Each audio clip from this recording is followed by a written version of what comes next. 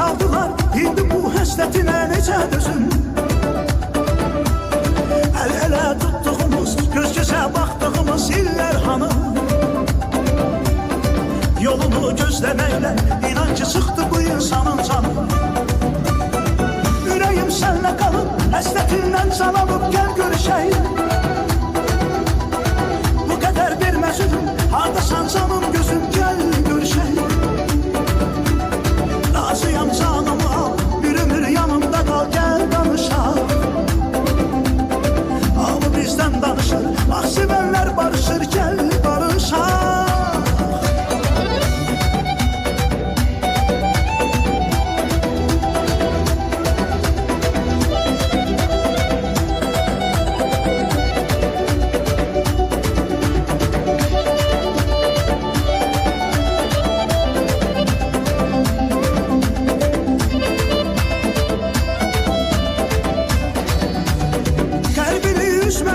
Heç vaxtı dəyməmişəm xətrinə mən.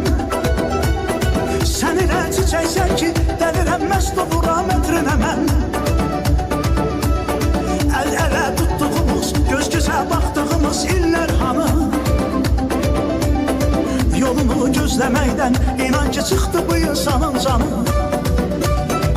Ürəyim sənlə qalıb, həslətindən can alıb gəl görüşəyim. Bu qədər verməz ürüm, hardasan canım gözüm gəl görüşəyim. Razıyam canımı al, bir ömür yanımda qal gəl danışaq. Hamı bizdən danışır, bax sevənlər barışır gəl barışaq.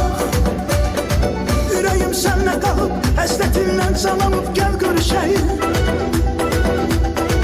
Bu qədər verməz ürüm, hardasan canım gözüm gəl görüşəyim. Razıyam canımı al, bir ömür yanımda qal gəl danışaq. Hamı bizdən danışır, bax sevənlər barışır.